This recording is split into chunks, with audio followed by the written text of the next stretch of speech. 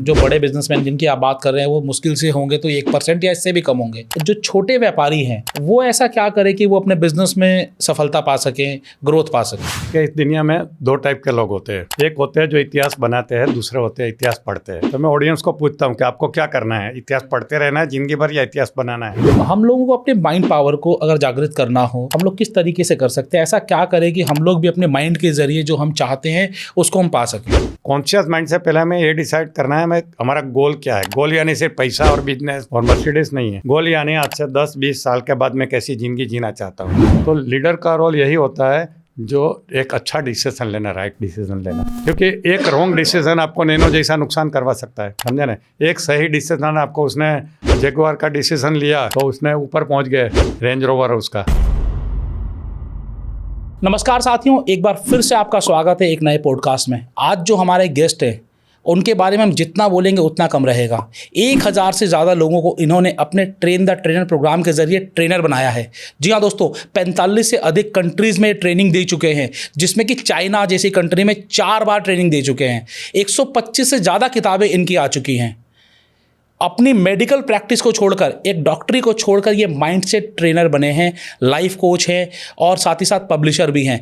At the age of 65 इन्होंने pilot बनने की सोची और अपने हॉबी से पायलट बने हैं। आप सोचिए 65 में जहां लोग रिटायर हो जाते हैं, इन्होंने अपने माइंड पावर की ताकत को समझा, जो लोगों को सिखाते हैं उसी के जरिए पायलट बने हैं। सोचिए आप में से कितने लोग ऐसा कर पाएंगे। आज हम उनसे बातचीत करेंगे किस तरीके से आप अपने माइंड पावर की ताकत को समझकर आप अपने बिजनेस में इसको यूज़ करें और किस तरीके से अपना व्यापार बढ़ाएं। तो आइए हम और आप मिलकर स्वागत करते हैं फ्रेंचाइज बताओ पर जितेंद्र अड़िया जी का। थैंक यू सर, आपका बहुत बहुत स्वागत है। कैसे हैं सर आप? बस मुझे में दिल्ली में आया, उसके बाद और अच्छा हो गया। सर, आपके बारे में जब मैं पढ़ रहा था, मैं देख रहा था, तो आपकी बारे में ही अगर हम पढ़ते जाएं तो आप अपने आप में एक इंसाइक्लोपीडिया हैं। एक डॉक्टर से माइंडसेट ट्रेनर, मतलब लोग तो डॉक्टर बनने के लिए तरसते हैं कि किसी तरीके से डॉक्टर बन जाओ तो जिंदगी 1 करोड़ का डोनेशन देते हैं। 1 करोड़ का डोनेशन देते हैं, 5 साल गधे की जैसी मेहनत करते हैं, तब सिर्फ MBBS बनते हैं तो जिंदगी संवर जाए। तो आपने डॉक्टरी को छोड़कर एक ट्रेनिंग फील्ड को चुना, कोई विशेष कारण? जैसे मैं डॉक्टर का काम कर रहा था तो मैं मरीज को ठीक कर रहा था, यानी किसी की बीमारी ठीक करता था, और वो भी वही मरीज के जो मेरे पास खुद चल के आता है। यहाँ मैं जो काम कर रहा हूँ, लोगों का जीवन बदल रहा हूँ, और वो लोग नहीं जो मेरे पास आते हैं, दुनिया के कहीं भी कोने में बैठ के सोशल मीडिया से जुड़े हुए हैं, उनके लाइफ चेंज हो जाती है। और मैं ज़्यादा से ज़्यादा डेली कितना पेशेंट दे सकता हूँ, ट्रीट कर सकता हूँ, 50-100 लाइफ में कितना कर सकता हूँ। यहाँ तो एक प्रोग्राम से लाखों लोगों की ज़िंदगी में बदलाव आता है। तो क्या अच्छा है, लोगों की बीमारी ठीक करना या उसका जीवन ठीक करना, बताइए। But obviously prevention is always better than cure. वो तो है, मगर अभी तो जीवन ठीक हो रहा है सबका, और घर का एक आदमी का जीवन चेंज हो गया तो उसकी पूरी फैमिली की लाइफ बदल जाती है। जैसे गुस्से वाला हस्बैंड है, वो एंगर मैनेजमेंट मेरे से सीखा, एंगर उसका मैनेज करना सीख लिया, तो पूरी फैमिली को फ़ायदा है ना, जो मैं डॉक्टर करके ये काम नहीं कर सकता था। तो आपके मन में ख्याल आया कैसे? जो आप कर रहे हैं वो तो बिल्कुल काबिल तारीफ़ है, लेकिन एज ए डॉक्टर आप फुल टाइम बिजी रहते होंगे, पेशेंट के बीच में घरे रहते होंगे, आपको डॉक्टरी की पढ़ाई बार बार करनी पड़ती है, तो ऐसे बीच में ख्याल कैसे आया कि मुझे डॉक्टरी छोड़कर माइंड पावर लाइफ कोचिंग में जाना है? पहली बात तो ये है कि मैं मेडिकल फील्ड से फ्रस्ट्रेटेड था, मुझे मज़ा नहीं आ रहा था। मुझे अंदर से हो रहा था यार ये मैं क्या कर रहा हूँ। डेली 9 to 5 में तो जॉब किया 38 डॉक्टर का, मैंने प्राइवेट प्रैक्टिस नहीं किया कभी। तो लगता है क्या कर रहा हूँ, और हर जगह पॉलिटिक्स देखा, मुझे लगता था मैं टाइम वेस्ट कर रहा हूँ। मुझे कुछ नया करना है, बड़ा करना है, बड़ा आदमी बनना है। अब जॉब में मिलेगा कितना पैसा मिलेगा, मुझे बड़ा आदमी बनना है, दुनिया घूमनी है, पैसा कमाना है, नाम कमाना है, जो यहाँ पॉसिबल नहीं है। क्या नया करना है कुछ आइडिया नहीं था। मगर उतने में एक डॉक्टर भारत चंद्र करके है, बेंगलोर के डॉक्टर है, वो अहमदाबाद में आए 30-32 साल पहले, और पर्सनालिटी डेवलपमेंट का वर्कशॉप के लिए आए थे। मैं उनका पिचिंग वेबिनार में गया, वो टाइम तो सेमिनार हुआ करता था, 10 रुपया टिकट थी।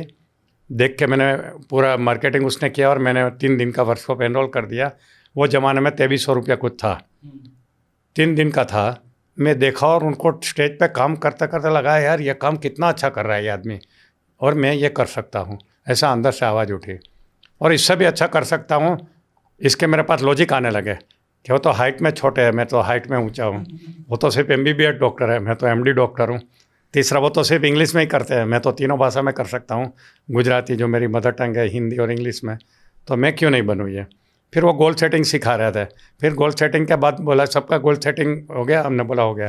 बोला कोई स्टेज पे आके डिक्लेयर करेगा, तो मैं अकेला था, हाथ ऊपर किया, मैं आता हूँ।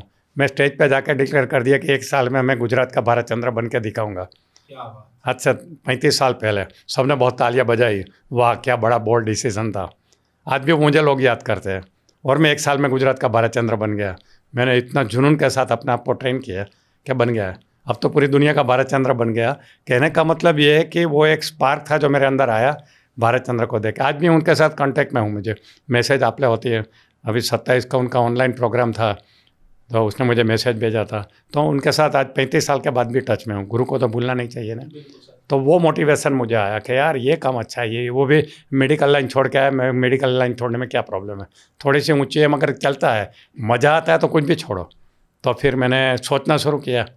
सर वो टाइम पे ट्रेन दी ट्रेनर प्रोग्राम कंसेप्ट था ही नहीं। मैंने उनको बोला, हाँ जी, क्या भाई इतना क्यों घूमते हो आप, हमारे जैसे हर सिटी में एक ट्रेनर बना दो, आपकी फ्रेंचाइजी दे दो, आपको घर बैठे पैसा मिलेगा।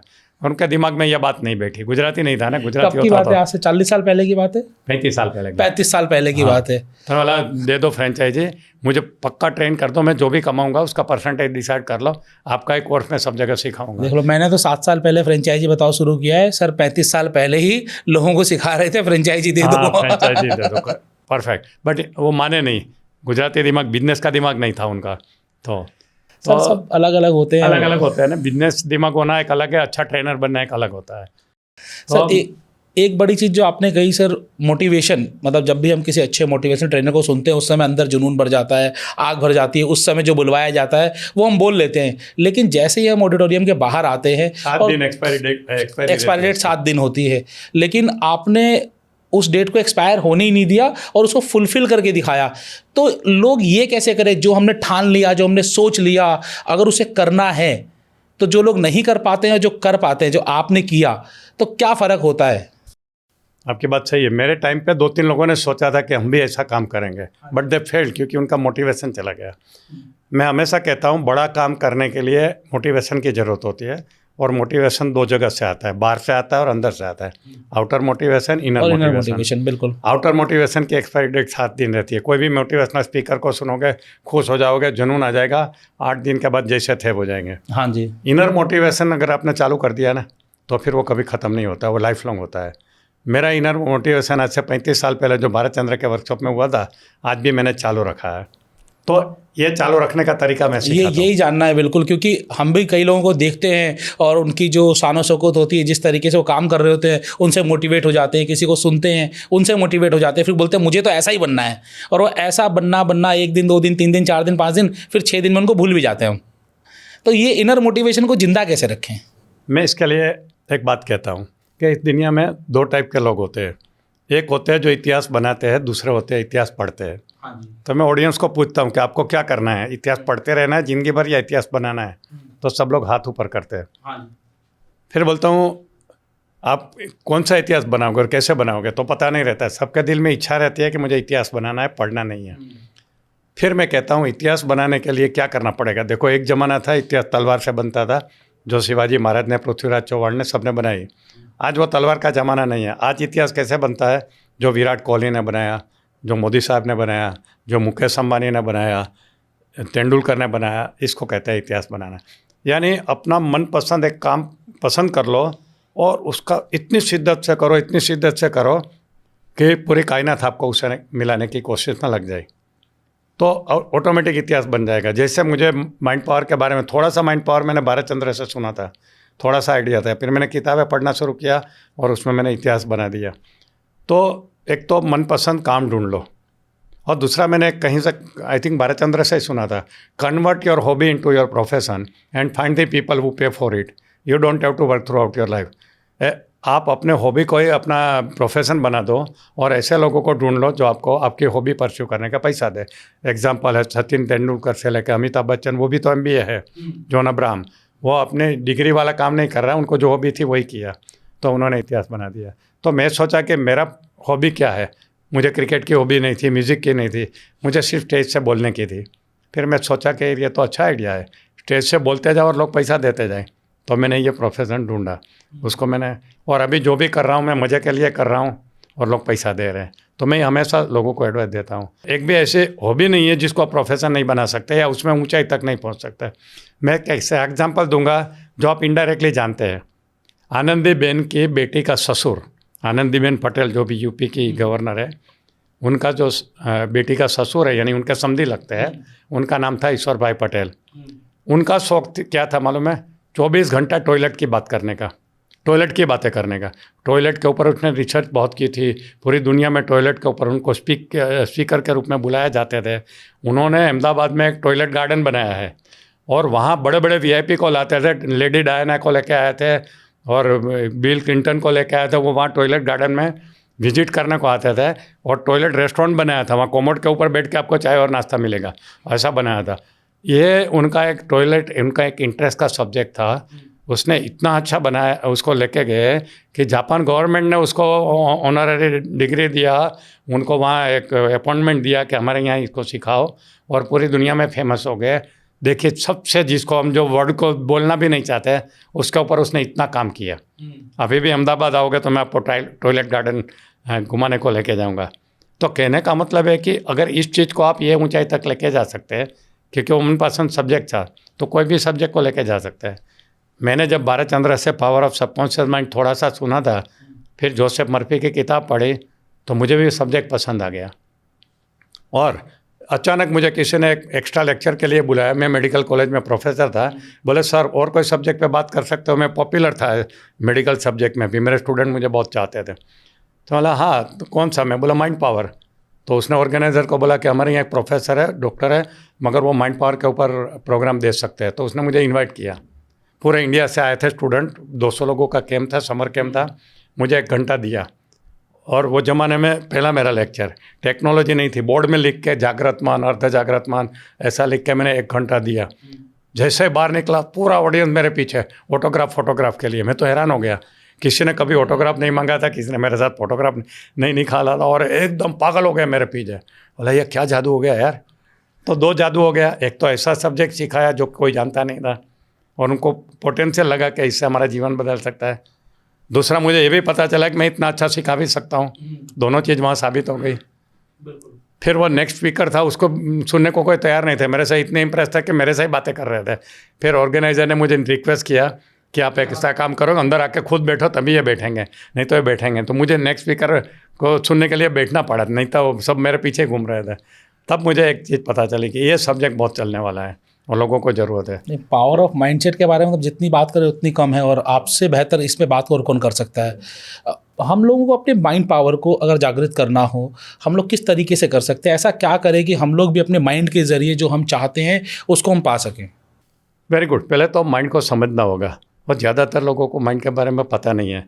मैं जर्मनी के स्टुटगार्ट शहर के यूनिवर्सिटी के प्रोफेसरों को ट्रेनिंग देने को गया था। वहाँ मैंने पहला सवाल पूछा, let me know how many of you know about the power of subconscious mind, raise your hand.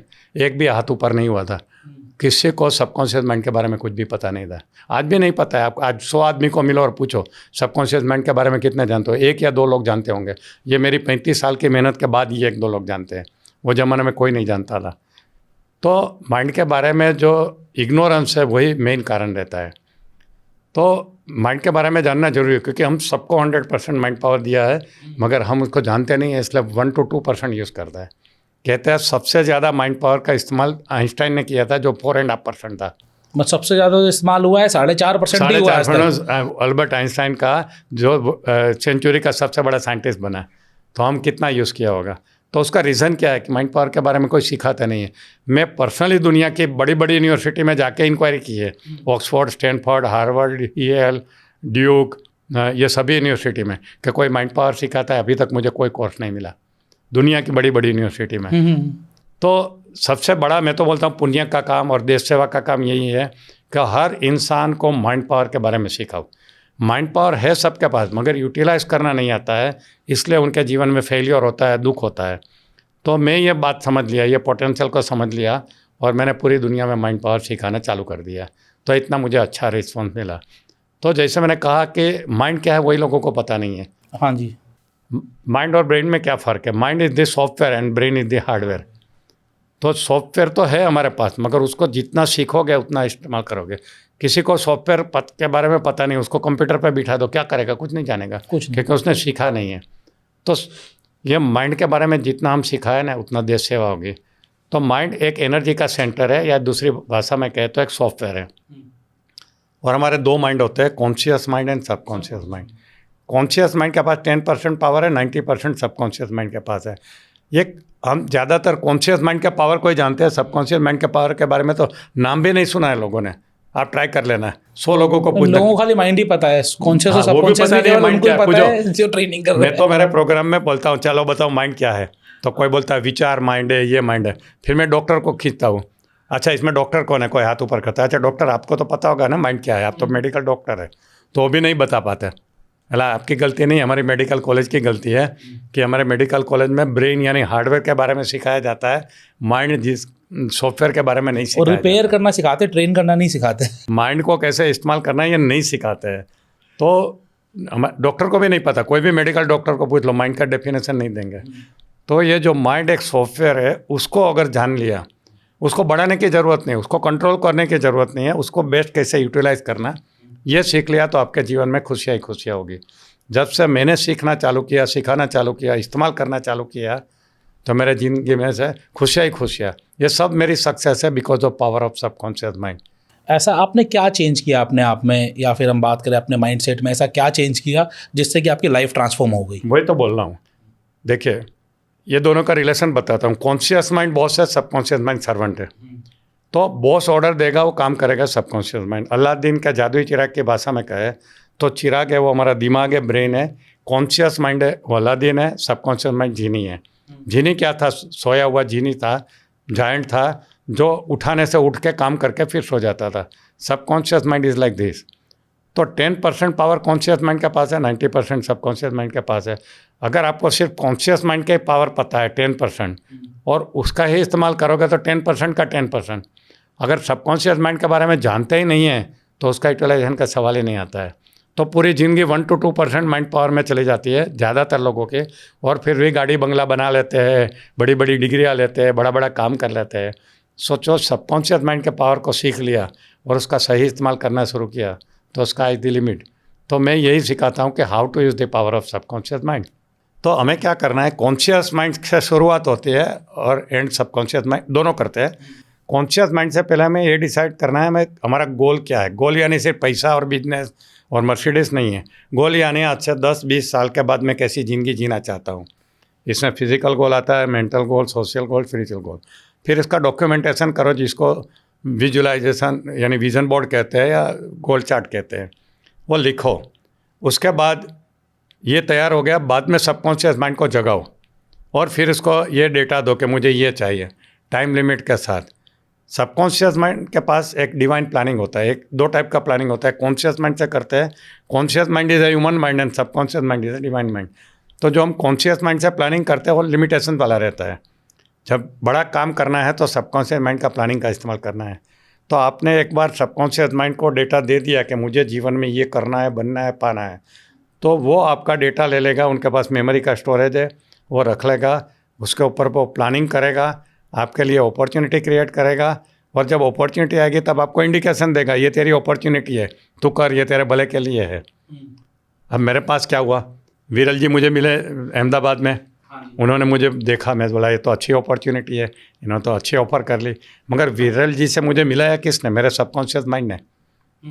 कोई वैसा कोई सोशल मीडिया इन्फ्लुएंसर मुझे मिल जाए जो मुझे नेक्स्ट लेवल पे लेके जाए। तो अचानक उनका फ़ोन आ गया और मैं उनको मिला और वहाँ से ये मुझे अपॉर्चुनिटी दिखी और आपके प्रोग्राम में मैं आ गया। तो इसमें सबकॉन्शियस माइंड का ज़्यादा रोल है, कॉन्शियस माइंड ने तो सिर्फ कमांड दे दिया था। अच्छा, अपॉर्चुनिटी को फिर ग्रैब किया और उसके ऊपर एक्शन लेने का काम फिर कॉन्शियस माइंड करता है। मैंने देखा कि हाँ, ये विरल जी की बात मानूं और मैं दिल्ली जाके पॉडकास्ट करूं तो मेरा काम हो जाएगा, भला हो जाएगा, ब्रांड वैल्यू बढ़ जाएगा। तो मैंने इमीडिएटली हाँ बोल दिया कि चलो जाता हूं। मुझे मालूम नहीं था उनकी यहाँ भी दोस्ती है। मैं तो सोचा वो बम्बई के लिए कह रहे हैं, मतलब मैं तो अभी दिल्ली जा रहा हूँ। अच्छा, दिल्ली जा रहे हैं तो वहाँ करवा देता हूँ। तो मैं तो बोला और मज़ा आ गया। तो देखिए, सबकॉन्शियस माइंड ने अपॉर्चुनिटी क्रिएट की, मुझे क्लिक हुआ कि ये करो और मैंने एक्शन लिया, यहाँ आ गया, इंटरव्यू कर रहा हूँ। तो सबकॉन्शियस माइंड आपके लिए ये सब करता है। आपके लिए प्लानिंग करता है, अपॉर्चुनिटी क्रिएट करता है और इंडिकेशन भी देता है, कर ले। हाँ, यही और अगर मौका है। आपने वो इंडिकेशन को नहीं पकड़ा, देखिए यहाँ हजारों इंसान है जिनको सबकॉन्शियस माइंड ने बहुत सारी अपॉर्चुनिटी दिखाई होगी, और वो अंधे के अंधे रह गए। उसने कॉन्शियस माइंड को अलर्ट मोड पे नहीं रखा कि मेरा जीवन बदलने वाली अपॉर्चुनिटी है, और उसने जाने दी, नहीं करना है, रहने दे, नेगेटिव थिंकिंग से नहीं इसमें तो नुकसान है, ये है करके उसने छोड़ा दिए। वैसे सबकॉन्शियस माइंड हमारे भले के लिए रहता है और उसका एक ही गोल रहता है, हमें तरक्की करवाए।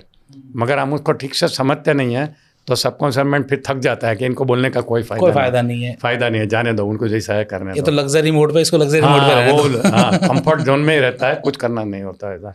तो सबकॉन्शियस माइंड का इस्तेमाल करना सीख लिया ना सही, तो स्ट्रगल रहेगा नहीं। मेरी लाइफ में पहले स्ट्रगल था, अभी बिल्कुल स्ट्रगल नहीं है, मस्त ईजी लाइफ। और मेरी तो ऐसी दोस्ती हो गई ना, सोचता हूँ और वो काम हो जाता है। कभी कहीं प्रोग्राम में जाता हूँ ना, सोचता हूँ इनसे मेरी दोस्ती होनी चाहिए, वो मुझे मिलने को आ जाता है।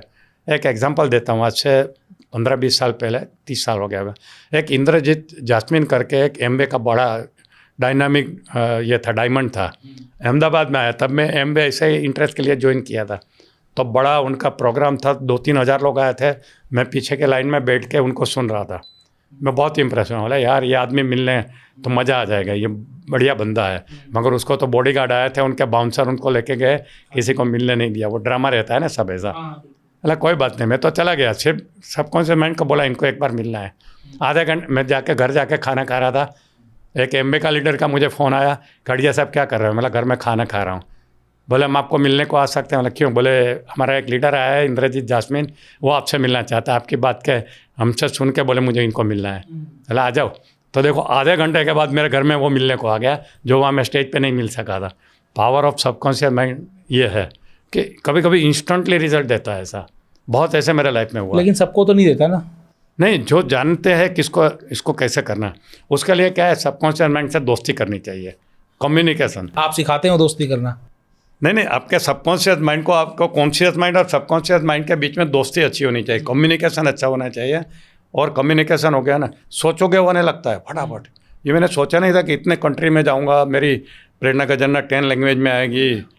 मेरी विजय हैंड किताब शेप्स ऑफ कंपनी ने 5 लाख कॉपी एक साथ खरीदी, प्रेरणा का जर्नल DVD 5 लाख एक साथ खरीदी। 5 लाख किताबें और 5 लाख DVD एक साथ? DVD खरीदी एक ही आदमी ने। सोच लो, कोई लेखक की 1000 किताब बिक गई ना तो वो सेलिब्रेट करता है कि मेरी 1000 किताब मार्केट में। आजकल तो 50 किताबें बिकने पे अमेजन पे बेस्ट सेलर हो जाती है। और ये दुनिया जानती है, shapes of network marketing company है, उसमें गूगल करो देखो मिलेगा। एज ए प्रोडक्ट बेच रहे हैं मुझे, जिनके 2 करोड़ डिस्ट्रीब्यूटर है। तो दिस इज बियॉन्ड विजुअलाइजेशन। मैं कभी सोचा भी नहीं था कि कोई एक आदमी मेरी 5 लाख कॉपी खरीद सकता है ऐसा। तो मैं यही कहता हूँ कि सबकॉन्शियस माइंड के पावर को जान लो, सही तरीके से इस्तेमाल करो, ऐसा जीवन बनेगा ना सोच भी नहीं सकते। और देश की सबसे बड़ी सेवा यही है कि ज़्यादा से ज़्यादा लोगों को ये पावर ऑफ सबकॉन्शियस माइंड को सिखाओ, कोई भी माध्यम से, पर्सनली ये यूट्यूब के माध्यम से, पॉडकास्ट किसी भी तरीके से हो सके, सभी कोई भी माध्यम। आपने एक तरीका बताया विजन बोर्ड बनाने का। यस, ये तो अधिकतर लोग जानते होंगे, लिख के करोगे तो जल्दी अचीव होगा, लेकिन विजन बोर्ड बनाने का सही तरीका क्या होता है? देखो पहली बात तो ये लिखा जल्दी नहीं होगा, इससे होगा क्योंकि मैंने एक चीज़ देखी, सबकॉन्शियस माइंड शब्दों की भाषा से ज़्यादा पिक्चर की भाषा समझता है। अच्छा। आप 10 लाख लिखोगे या 10 लाख का कुछ चेक बना के रखोगे तो ज़्यादा जल्दी रिजल्ट मिलेगा। सिर्फ मर्सिडीज़ लिखोगे या मर्सिडीज़ का फोटो लगाओगे तो जल्दी रिजल्ट मिलेगा, क्योंकि सबकॉन्शियस माइंड के पास जो मेमोरी के हार्ड डिस्क है वो पिक्चर ज़्यादा स्टोर करता है, लंबे समय तक रखता है। तो मैं पहले गोल्ड चार्ट ही सिखाया करता था, बाद में जब मैंने सीक्रेट देखा और ये विजन बोर्ड का आइडिया आया तब पता चला कि ये मेरी गलती थी, इसको सुधार लो। तो आज विजन बोर्ड बनाना सिखा दीजिए लोगों को। विजन बोर्ड में क्या है, पहले आपको बैठ के शांति से अपनी लाइफ के बारे में सोचना है, आपको लाइफ में क्या क्या चाहिए, क्या बनना है, क्या करना है, क्या पाना है। उसमें आपकी हेल्थ आएगी कि आपको कैसी हेल्थ चाहिए आज से 5 साल 10 साल के बाद।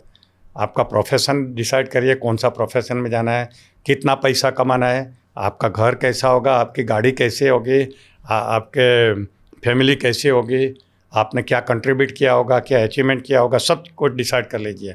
उसके रिलेवेंट पिक्चर बना ढूंढ लीजिए। आजकल तो गूगल पे मिल जाता है। बिल्कुल। मैं शुरू किया तब गूगल पे नहीं मिलता था, मैं लोगों को मैगजीन ढूंढने के बोलता था, या संडे की पूर्ति आया करती थी ना टाइम्स ऑफ इंडिया में, वहाँ से बंगलों के गाड़ी के फ़ोटो ढूंढ के पेस्ट करके कट पेस्ट करके लगाते थे। वो ज़माना अलग था। आजकल तो इतने अच्छे सॉफ्टवेयर आते हैं, कैनवा के ऊपर बन जाता है, पावर पॉइंट में बनता है, कोलाज मेकर बनता है, 10 मिनट में विजन बोर्ड बन जाता है। तो जो आपके सपने हैं उसके पिक्चर लगा दो, टाइम लिमिट लिख दो कि 5 साल में मेरी मर्सिडीज, डेडलाइन के साथ, जैसे आज 2025 है, 2030 में मैं मर्सिडीज आ जाएगी मेरी, इतने देशों में मैंने प्रोग्राम किया होगा, ये सब बना दो।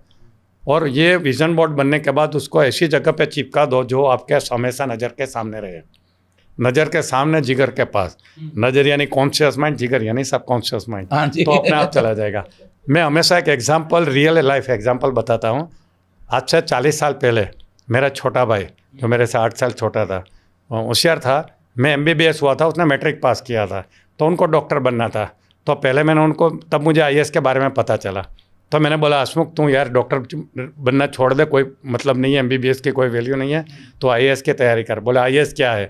तो मैंने थोड़ा सा इन्फॉर्मेशन गैदर करके उसका किया। बोला बनूंगा कैसे, ये तो बहुत डिफ़िकल्ट है। उसने देखा था, तब इंटरनेट का ज़माना नहीं था। मैंने बोला एक काम कर, तब मुझे माइंड पावर का भी इतना पता नहीं था। हॉस्टल में अहमदाबाद में पढ़ता था, कॉमर्स कॉलेज में। बोला तेरे हॉस्टल के दरवाजे पे तेरे नाम के नीचे IAS लिखना शुरू कर। तो उसने दरवाजे के ऊपर हसमुख अढ़िया और नीचे IAS लिखा। मेरा फंडा क्या था कि बार बार देखेगा ना तो उसका हैमरिंग होगा और उसको मोटिवेट करता रहेगा। तो ये विजन बोर्ड का कंसेप्ट प्रिमिटिव में बोलता हूँ। क्या हुआ, 22 साल की उम्र में उसने फर्स्ट ट्रायल में IAS पास किया। 22 साल की उम्र में IAS बन गया। वो 30 साल में तो सूरत सिटी का कलेक्टर था, समझा ना। 38 ईयर उसने IAS की जॉब की। 18 साल नरेंद्र मोदी के साथ 1-to-1 काम किया। गुजरात के CM थे तब नरेंद्र मोदी, और उनकी ऑफिस बाजू बाजू में थी, बीच में दरवाजा था, उनको बाहर से भी नहीं, अंदर से वो जाके बात करते थे। तो ऐसा उसने किया। He became finance secretary of India. 3 budget में उनका रोल था। GST इम्प्लीमेंटेशन उसने करवाया, नोटबंदी उनका काम था, जनधन योजना उनका काम था। 19 में वो रिटायर हुए। उसके बाद अभी भी मोदी साहब उनको छोड़ते नहीं है। वहाँ की गिफ्ट सिटी है, उसका अभी चेयरमैन है। ऐसा मोदी साहब बैंक ऑफ बड़ौदा के चेयरमैन बने, उनको मोदी साहब ने पकड़ा दिया काम। और अभी जो chief adviser to CM of Gujarat. तो हर फाइल इनके हाथ से जाती है, बड़ी फाइल पास होती है। ये बोलता है यस तो CM साइन करता है, नहीं तो नहीं करता। आज की घड़ी में ऐसा है। Is a link between CM and PM। मगर उसका ओरिजिन कहाँ पे हुआ? ओरिजिन ये बोर्ड लगाया था, वो नाम के नीचे आई है। मैं फ़ोटो है मेरे पास, मैं मेरे प्रेजेंटेशन में दिखाता हूँ। वो पुराना 40 साल पुराना फ़ोटो, हॉस्टल के दरवाजे पे उसने जो लिखा था IAS वाला, वो फ़ोटो आप हमें भी भेजिएगा। हाँ भेज दूंगा मैं। तो कहने का मतलब ये है कि देखिए, तो प्रिमिटिव स्टेट था जो 40 साल पहले मुझे थोड़ा बहुत मालूम था। ये 40 साल में तो मैंने कितनी माइंड पावर की किताबें पढ़ी, कितने बड़े बड़े ट्रेनर को अटेंड किया। मैं टोनी रॉबिन्स को 2 बार अटेंड करके आया। तो ये सब कुछ, तो अभी तो मेरा नॉलेज कितना बढ़ गया। तो ऐसे ऐसे मैंने रिजल्ट देखे कि सोच भी नहीं। मैं जब 10,000 रुपये में नौकरी करता था सरकारी मेडिकल कॉलेज में, तब मेरे बेटे ने 12th पास किया और मेरी इच्छा थी कि मेरा बेटा अमेरिका में पढ़े और उसका आर्ट्स में इंटरेस्ट था। सोच लो, आज से 25 साल पहले मैं BA करने के लिए मेरे बेटे को 12th के बाद अमेरिका के प्राइवेट कॉलेज में एडमिशन दिलाया, जिसका खर्चा 50 लाख का था। 4 साल का 50 लाख का खर्चे का कमिटमेंट मैंने 10,000 की नौकरी करते करते किया। तब मुझे सबकॉन्शियस माइंड के बारे में पता था। मैंने सबकॉन्शियस माइंड को स्ट्रॉन्ग कमांड दिया और वही हुआ। वो अमेरिका जाके पढ़ा 12th के बाद। अभी तो न्यूयॉर्क में इकोनॉमिक्स का प्रोफेसर है। 25 साल हो गए उनको।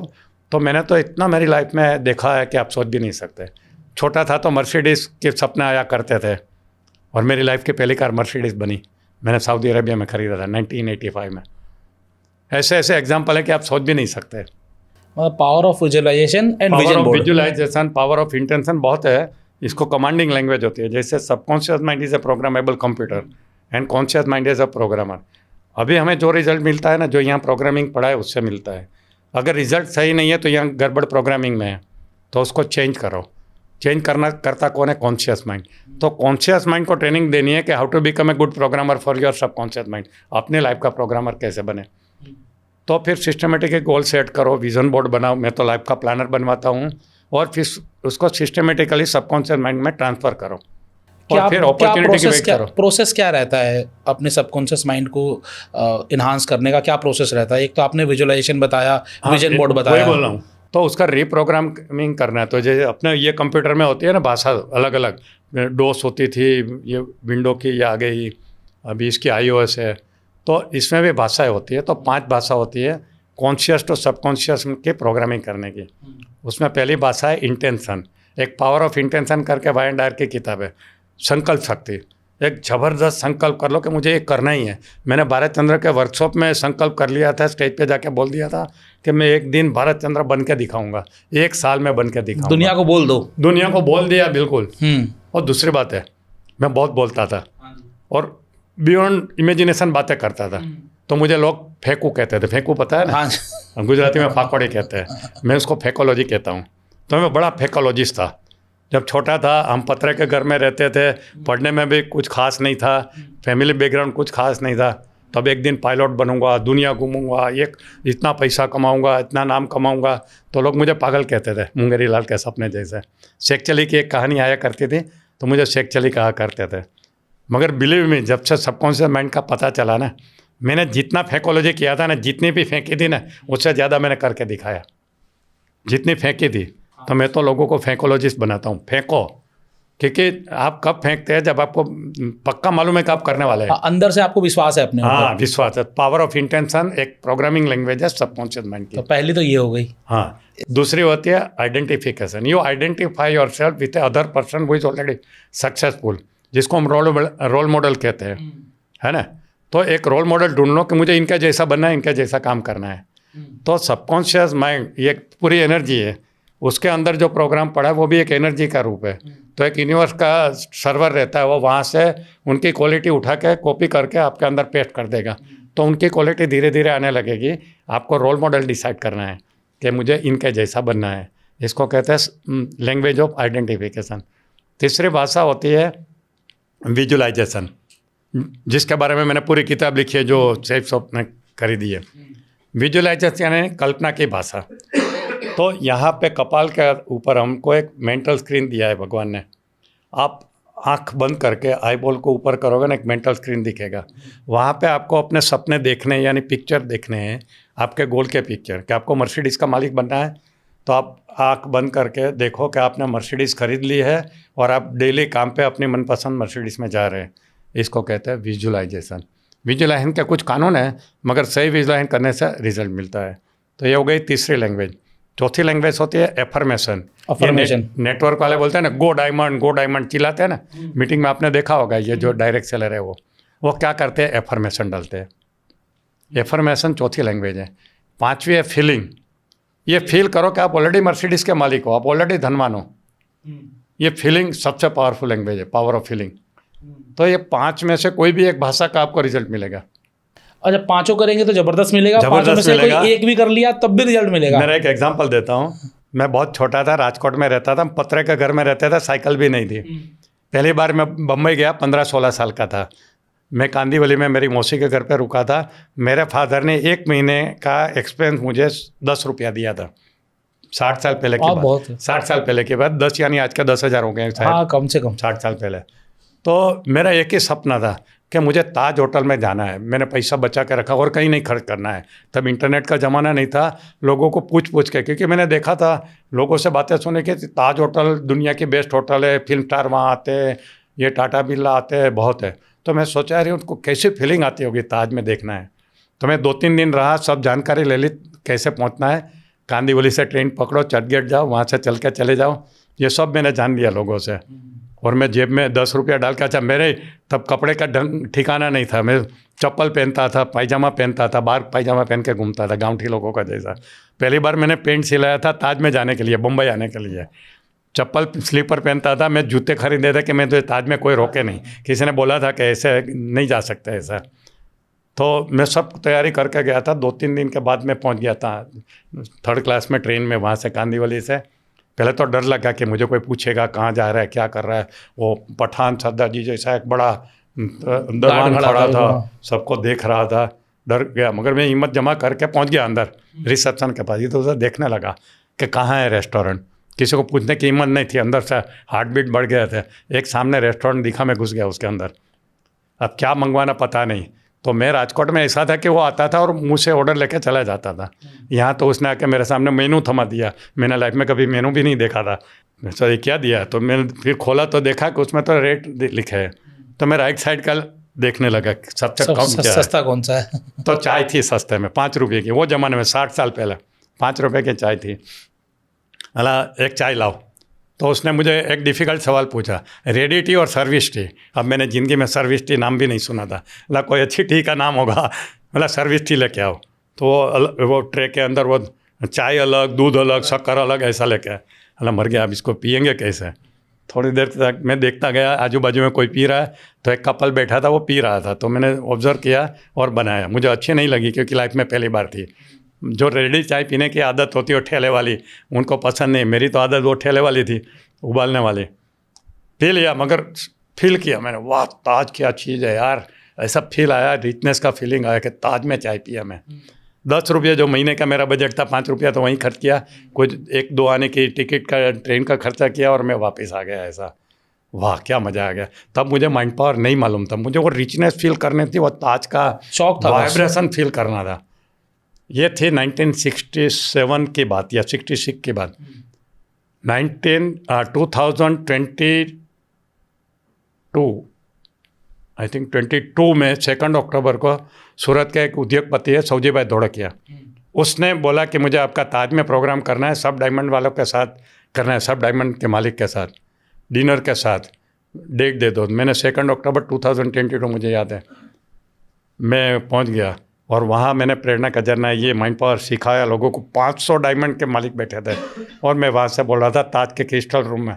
तब मैंने एग्जाम्पल भी दिया कि मैं यहाँ आज से 50 साल पहले ये ताज को फील करने को आया था। तब पता नहीं था कि मैं यहाँ इतने बड़े लोगों के सामने ये प्रोग्राम देता हूँ। This is the power of subconscious mind, है ना। अभी मैं फिर एक बार गया था वो जगह देखने के लिए, वही रेस्टोरेंट पुराने टाइप का है, थोड़ा सा रिनोवेशन है। जाके बैठा वही कोने में जहाँ मैंने पहला विजुअलाइज किया था। मेनू देखा, वो चाय 750 रुपये की मिल रही थी, 5 रुपये वाली चाय 750 भाव है उसका। एनीवे, तो जब मैं माइंड पावर पढ़ा तब मुझे पता चला कि ये feeling is also a programming language. जितनी आप फील करोगे ना, हेल्दी फील करोगे, खुशियाँ फील करोगे, तो ऑटोमेटिकली खुशी आएगी। It's a programming language. तो ये 5 लैंग्वेज होती है सबकॉन्शियस माइंड को रीप्रोग्रामिंग करने की। देखिए, मैंने तो वो टाइम पे सबकॉन्शियस माइंड के बारे में पता नहीं था। ये तो ऐसे ही मुझे फीलिंग आई कि मुझे ताज की फीलिंग लेनी है और ये हो गया। तो एक एक लैंग्वेज का भी मुझे रिजल्ट मिला। मैं छोटा था ना, तो हाथ में थाली लेके ऐसे गोल घुमा के करता था। मेरी मदर पूछती थी क्या कर रहा है, मैं बोला गाड़ी चला रहा हूँ। तो मैं ऐसा विजुलाइज कर रहा था कि मैं गाड़ी का स्टीयरिंग मेरे हाथ में है और घुमा रहा हूँ, जब मेरे घर में साइकिल भी नहीं थी। और ये हुआ। तो कहने का मतलब है कि जाने अनजाने में हमने ये टेक्निक यूज़ की हुई रहती है, मगर जानने के बाद पता चलता है ये तो साइंटिफिक चीज़ है सब चीज़। तब मुझे पता चला कि ये विजुलाइजेशन था। तो ये विजुलाइजेशन भी हम बचपन से करते आए। हम छोटे बच्चे थे, घर घर खेलते थे, आप भी खेले होंगे। तो अमरेली में एक डॉक्टर है, वो बोलता था मैं हमेशा उसमें डॉक्टर का ही रोल करता था और बाद में वो डॉक्टर ही बने। तो बार बार उनको डॉक्टर की फीलिंग अंदर आ गई। कोई चोर का रोल ना करे, नहीं तो चोरी का रोल नहीं। करेक्ट। उसके ऊपर मैं हमेशा जोक कहता हूँ, ये माइंड प्रोग्रामिंग का ही जोक है। मैं मेरे प्रोग्राम में कहता हूँ कि 2 आदमी लेबर रूम के बाहर बैठे थे, डिलीवरी रूम के बाहर हॉस्पिटल में। उसने दोनों की पत्नियां अंदर डिलीवरी रूम में थी। तो एक हस्बैंड की वाइफ ने डिलीवर किया और डॉक्टर ने आके उनको गुड न्यूज़ दिया, कॉन्ग्रेचुलेसन कि वाइफ ने 2 बच्चे, 2 लड़के को जन्म दिया है। ये तो खुश हो गया, वाह वाह। और उसने इंसिडेंट देखा कि मेरी वाइफ जब प्रेग्नेंट थी हमेशा राम और श्याम पिक्चर देखा करती थी, तो देखो हमें जुड़ा बच्चा हुआ, लड़का हुआ ऐसा। तो दूसरा उठ के भागने लगा। बोले तू क्यों भाग रहा है? बोले मेरी वाइफ प्रेग्नेंट थी, मैं अली बाबा 40 चोर देखती थी बार बार। मुझे यहाँ रुकना ही नहीं, मैं जाता हूँ घर पे। This is mind programming.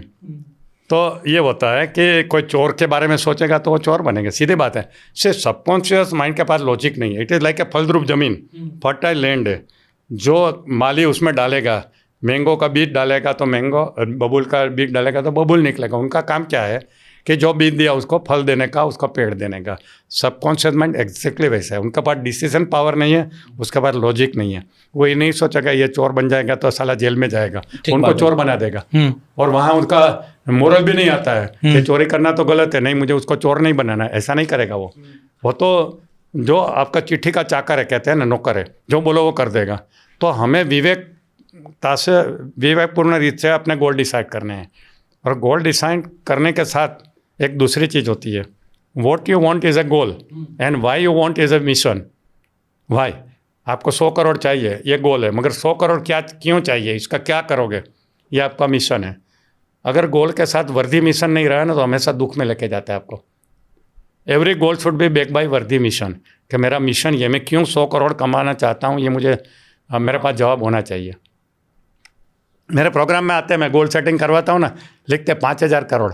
अच्छा तुझे 5,000 करोड़ चाहिए, अच्छा बैठ मेरे सामने, तेरी उम्र है 40 साल की, तो कितना जीने वाला है? 100 साल, 60 साल।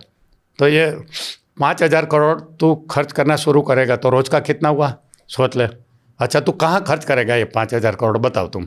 एक जगह बताओ कि तुम एक 5,000 करोड़ खर्च करेगा, तो तुझे क्यों चाहिए ये बताओ। ऐसा, और क्या क्या करना है ये पता नहीं, बस 5,000 करोड़ चाहिए। तो every goal should be back by वर्दी मिशन, कि मुझे क्यों, मेरा गोल पैसा कमाना नहीं था, मुझे करोड़ों लोगों तक माइंड पावर सिखाना है, ये मेरा गोल था। Money was my by product, अभी भी बाई प्रोडक्ट ही है। मैं जहाँ मिले चांस मिले माइंड पावर सिखाता रहता हूँ, फ्री में सिखाता हूँ, पैसा लेकर सिखाता हूँ, कहीं भी। बस गोल ये है कि मुझे करोड़ों लोगों तक मेरा नॉलेज पहुँचाना है, तो बहुत कम लोगों के पास है। सर क्या माइंड पावर के जरिए हम अपने बिजनेस में ग्रोथ भी पा सकते हैं? ज़बरदस्त। मेरे सऊजी भाई दौड़ा किया, जिन्होंने मेरा ये किया था प्रोग्राम, उनका इंटरव्यू है यूट्यूब के ऊपर, देखिए वो मेरे बारे में क्या बोलते हैं। उन्होंने लाखों का सपना देख के आए थे वो सूरत में, गांव से, और मेरा पहला प्रोग्राम किया, मैंने मैजिक ऑफ थिंकिंग बिग की बात किया कि you should have big thinking, तो उसने अपना सपना बदल दिया, करोड़ों का कर दिया, लाखों में से विजुलाइजेशन उसने सीखा, और आज कहाँ से कहाँ पहुँच गए। हिंदुस्तान में एक ही बार ऐसा रिकॉर्ड हुआ है, कोई बिजनेसमैन की ऑफिस का इनॉग्रेशन करने को प्राइम मिनिस्टर आया हो, वो सऊजी भाई दौड़ा क्या की ऑफिस थी। हमारे नरेंद्र मोदी साहब उनकी पर्सनल ऑफिस का इनॉग्रेशन के लिए गए थे, सऊजी भाई। ये पावर ऑफ विजुलाइजेशन का एग्जांपल है। 5 किताब पढ़े हुए हैं, खुद का प्लेन नहीं, खुद की एयरलाइंस है, वेंचुरा एयरलाइंस के वो मालिक है, खुद की एयरलाइंस है। तो वो खुद बोलते हैं कि मैं तो लाखों का सपना लेके आया था, मुझे करोड़ का तो पता ही नहीं था, करोड़ की गिनती नहीं आती थी। ये अड़िया साहब को सुन के, विजुलाइज करके, बिग थिंकिंग करके मैं यहाँ तक पहुँचा हूँ। अभी पद्मश्री भी दिया है मोदी साहब ने उनको। अभी उनके बेटे की शादी थी तो मोदी साहब भी आए थे, सभी आए थे, अदानी अंबानी सब लोग आए थे। तो कहने का मतलब है this is the power of subconscious mind. और एक अनपढ़ आदमी, अनपढ़ यानी 5 किताब पढ़ा हुआ, कोई MBA नहीं है, वो अगर इतना बड़ा साम्राज्य बना सकते हैं तो क्या क्या हो सकता है। उसने, उनकी कंपनी का नाम हरे कृष्णा डायमंड है। तो बोले हरे कृष्णा मंदिर जितने कंट्री में है ना, उतने कंट्री में मुझे ब्रांच खोलनी है। 150 कंट्री में हरे कृष्णा के मंदिर, तो उसका गोल 150 कंट्री में उसको हरे कृष्णा की डायमंड की ज्वेलरी की ये करनी है, और खोल दिया उसने 150 में। तो this is the power of इसको ये ऊंचाई तक लेके गए। उनके चाचा गोविंद भाई दौड़ा किया, रामकृष्ण एक्सपोर्ट, उन्होंने भी उससे ज़्यादा प्रगति की। दोनों के अभी रिचेस्ट पर्सन में नाम आता है ऐसा। तो कहने का मतलब है कि बिजनेस में तो बहुत काम आता है, मगर सिर्फ बिजनेस में नहीं, क्योंकि बड़ा बिजनेस करके आप नुकसान भी कर सकते हो। ऐसा भी मुझे याद है कि स्नेह देसाई का एक स्टूडेंट था, उसका नाम मैं भूल गया, तो उसने बड़े बड़े सपने का विजन बोर्ड बना लिया, और उसने ऐसी एक कंपनी की स्थापना की जिसमें चीटिंग था, कि 100 रुपया दे दो, मैं 4% के हिसाब से महीने का तुम्हें ब्याज दूंगा, ऐसा करके, और लाखों रुपया लोगों का लेकर भाग गया, और बाद में जेल में गया वो। तो बिजनेस तो बढ़ा दिया, मगर वो जेल में भी गया।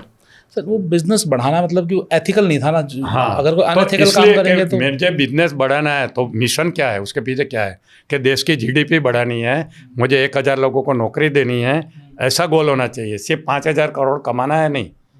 तो मिशन अगर वर्दी रहा ना तो दुख में नहीं जाते हैं, नहीं तो दुख में भी जाते हैं। सर अगर हम इंडिया की बात करें तो इंडिया में MSME और SME ज़्यादा हैं। जो बड़े बिजनेसमैन जिनकी आप बात कर रहे हैं वो मुश्किल से होंगे तो 1% या इससे भी कम होंगे। जो छोटे व्यापारी हैं वो ऐसा क्या करें कि वो अपने बिजनेस में सफलता पा सकें, ग्रोथ पा सकें? देखिए 2 चीज़ें, मैं एक बिजनेस अर्जुन करके प्रोग्राम चलाता हूँ। मेरा कंसेप्ट क्या है कि आदमी का विकास होता है तो ऑटोमेटिकली बिजनेस का विकास होगा। आदमी का विकास यानी सिर्फ शारीरिक रूप से नहीं। जो बिजनेसमैन है वो हेल्दी है, पॉजिटिव थिंकर है, और एनर्जेटिक है, बड़े बड़े सपने देखने वाला है, लर्निंग एटीट्यूड वाला है, जो भी सीखा उसको इम्प्लीमेंट करने वाला है, जैसे सऊजी भाई थोड़ा क्या है, तो ऑटोमेटिकली बिजनेस बढ़ने वाला है। तो व्यक्ति विकास से व्यवसाय का विकास, personal development to business development, ये मेरा कंसेप्ट है। आप नेगेटिव थिंकर है, हमेशा नेगेटिव बातें करते हैं और बड़ा बिजनेस करना है तो बड़े बिजनेस पे पहुंच ही नहीं सकते। आपका एंगर वाला नेचर है, आपको बड़ा बिजनेसमैन बनना है, कहीं ना कहीं आप गलती कर लोगे। आप उतावले स्वभाव के, फास्ट डिसीजन लेते हैं, कभी गलती में नैनो जैसा डिसीजन लिया, नुकसान कर बैठेंगे। टाटा नैनो ने नुकसान करवाया ना। तो आदमी जब बिजनेस करता है तो बिजनेस में बेसिकली दो टाइप के लोग होते हैं, एक होते हैं लीडर और दूसरे होते हैं मैनेजर। लीडर डिसाइड करता है मुझे क्या करना है और मैनेजर सोचता है मुझे कैसे करना है। अब ज़्यादातर बिजनेसमैन क्या करते हैं, दोनों डिफरेंस पता नहीं है, दोनों काम करते हैं, लीडर का और मैनेजर का दोनों काम करते हैं।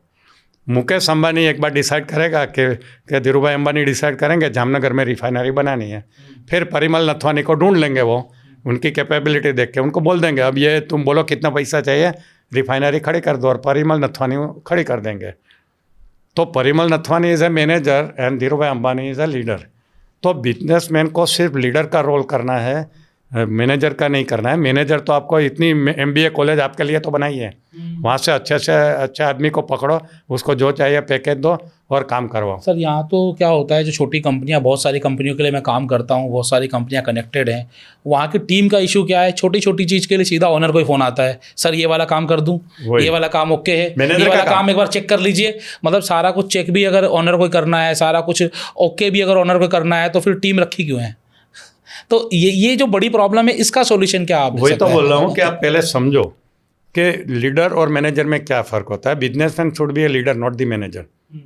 और एक बात मैंने कहीं सीखी थी, do the thing you do the best and delegate the rest. जो काम आप अच्छा कर सकते हो वही आप करिए, बाकी का काम दूसरे को दे दीजिए। मेरा जैसे है, मैं अच्छा बोलता हूँ, मेरा कन्विंसिंग पावर अच्छा है, मैं बाकी सब काम दूसरे से करवाता हूँ। जैसे सर जी बोल रहे थे कुमार भाई एंड रूपल बहन, वो मेरा काम करते थे, मैं ऑर्गेनाइज, मेरा कोई प्रोग्राम अभी तक नहीं किया, मैं करता ही नहीं हूँ। मैं सीधा उनसे रेट डिसाइड करता हूँ, मेरे लिए सब कुछ तैयार होता है, मैं स्टेज में जाके माइक हाथ में लेके बोलता हूँ, माइक छोड़ के निकल जाता हूँ, मुझे कोई चिंता नहीं रहती है। तो ये होता है। तो लीडर का रोल यही होता है, जो एक अच्छा डिसीजन लेना, राइट डिसीजन लेना, क्योंकि एक रॉन्ग डिसीजन आपको नैनो जैसा नुकसान करवा सकता है, समझा ना। एक सही डिसीजन आपको, उसने जगुआर का डिसीजन लिया तो उसने ऊपर पहुंच गए, रेंज रोवर उसका। एक गलत डिसीजन, और एक टाटा का ही एग्जांपल है, इतने बड़े एक्सपीरियंस आदमी ने भी एक गलत डिसीजन लेकर नुकसान किया ना। मफतलाल ने भी किया था, उसने कभी राइट डिसीजन बाद में लिया ही नहीं, मफतलाल पूरा गया, खत्म हो गया, बिल्कुल, है ना। तो बिजनेस ऊपर और नीचे राइट डिसीजन से जाता है, ये मैनेजमेंट के काम से नहीं। वो तो मिल जाएंगे, आप ढूंढो, और अच्छा से अच्छा MBA वाला ढूंढो जो मैनेजर का रोल करेगा। और अच्छा डिसीजन कैसे लेते हैं, जब आपका माइंड क्लियर है, कंफ्यूज है तब आप गलत डिसीजन ले लोगे। तो मेरी एक और भी किताब है, कन्फ्यूजन टू क्लैरिटी, कि कंफ्यूज माइंड कैसे होता है, कंफ्यूज माइंड कैसे नुकसान करता है, and how to go to clarity, confuse mind से क्लैरिटी। तो बिजनेसमैन का माइंड तो टोटली क्लियर होना चाहिए, क्रिस्टल क्लियर। तो क्रिस्टल क्लियर होने के लिए एक ही चीज़ है, मेडिटेशन एंड माइंडफुलनेस। जितना माइंडफुलनेस एंड मेडिटेशन प्रैक्टिस करोगे ना, इतना आपका मन शांत रहेगा, और शांत मन राइट डिसीजन लेगा, रॉन्ग डिसीजन नहीं लेगा। अगर आप बिजनेसमैन के लिए कोई डेली 10 मिनट की कोई ऐसी प्रैक्टिस बताएं, वो ऐसा क्या करें जिससे कि वो डिसीजन मेकिंग उनकी स्ट्रांग हो जाए? यस, इसी के लिए पहली बात तो ये है कि मल्टीटास्किंग मत करिए। मैं कहा ना, जो काम आप अच्छा करते हैं वही करिए, बाकी सबको सौंप दीजिए। मैं तो ऐसे बिजनेसमैन देखे जो चेक में साइन करने का भी पावर लोगों को दे दिया है। हाँ जी, बिल्कुल। वो भी नहीं करता, उतना भी टाइम वेस्ट नहीं करता। तो बेस्ट ये करना है कि आपका डिसीजन पावर स्ट्रांग होना चाहिए, जहाँ अपॉर्चुनिटी दिखे। एक होता है विजनरी पर्सन। विजनरी पर्सन यानी जिनको आज से 20 साल के बाद बिजनेस कैसा होने का वो दिख जाएगा। इसने बिल गेट्स ने किताब लिखी है रोड अहेड करके, आज से 40 साल पहले। रोड अहेड करके। तो आज से 40 साल पहले किसी को कंप्यूटर का पोटेंशियल पता नहीं था, तब बिल गेट्स को पता था कि कंप्यूटर का पोटेंशियल क्या है। तो उसने सॉफ्टवेयर का माइक्रोसॉफ्ट चालू किया। तो इसको कहते हैं विजनरी पर्सन। तो आज क्या चल रहा है मार्केट में ये नहीं, क्योंकि आज चल रहा है उसमें तो 50 कंपटीटर भी मार्केट में है। आप ऐसा कोई बिजनेस सोचो जो आज से 20 साल के बाद जिनका ज़माना आएगा। जैसे आपने देख लिया पॉडकास्ट का ज़माना अभी बढ़ता ही जाएगा, तो you are a visionary person. तो उस काम करो जो फ्यूचर का काम है, और उसके लिए आपको क्या करना है, पॉजिटिव थिंकर होना है और शांत मन चाहिए। शांत मन के लिए आपको एक माइंडफुलनेस मेडिटेशन नाम की चीज़ होती है, और एक मेडिटेशन प्योर मेडिटेशन होता है। जितना मेडिटेशन की प्रैक्टिस करोगे ना, उतना आपका डिसीजन पावर इंप्रूव होगा, क्योंकि क्लैरिटी ऑफ माइंड के साथ लेंगे। मैं मेरे प्रोग्राम में लोगों को पूछता हूँ कि चलिए आप 12 घंटा काम करके महीने का 10 लाख कमाते हैं, 1 घंटा मेडिटेशन करो और 11 घंटा मेहनत करो, तो बिजनेस का क्या होगा? बोले बढ़ जाएगा। चलो 10 घंटा काम करो, 2 घंटा मेडिटेशन करो, बिजनेस का क्या होगा? बोले बढ़ जाएगा। लोगों को पता है बढ़ जाएगा, मगर कैसे बढ़ेगा और ये पता नहीं। मतलब फिर मेडिटेशन करते क्यों नहीं है, 12 घंटा क्यों बिजनेस के पीछे भागते रहते हो। मैं आज से कुछ 20 साल पहले बिरला सेल्यूलॉजी करके कंपनी है भरूच के पास, उनका कॉर्पोरेट प्रोग्राम के लिए गया था। उनका जो प्रोजेक्ट इंचार्ज मेरा दोस्त था सुधीर कुलकर्णी।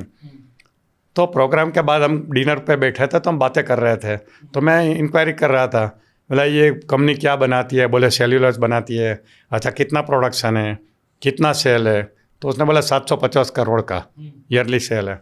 नेट प्रॉफिट कितना होता होगा, बोले 150 करोड़ का।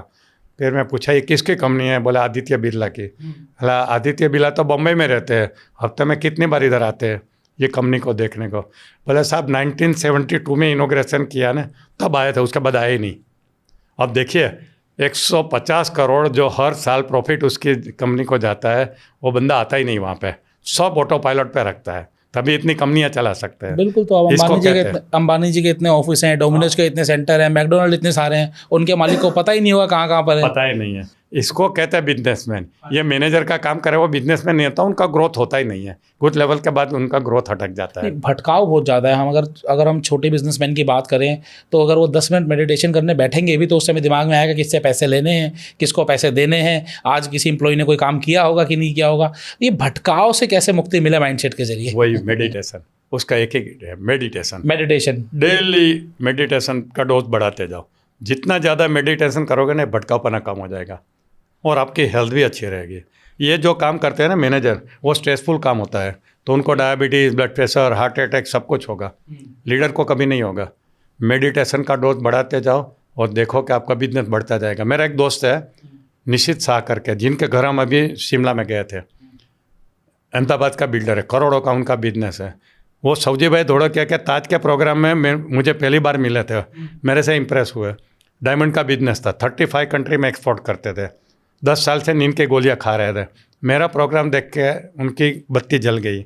मुझे अहमदाबाद मिलने को आए, बोले अड़िया साहब मुझे आपसे दोस्ती करनी। बोला तुम तो बम्बई में रहते हो, मैं अहमदाबाद में रहता हूँ, कैसे होगी? बोले मैं शिफ्ट करने को तैयार हूँ।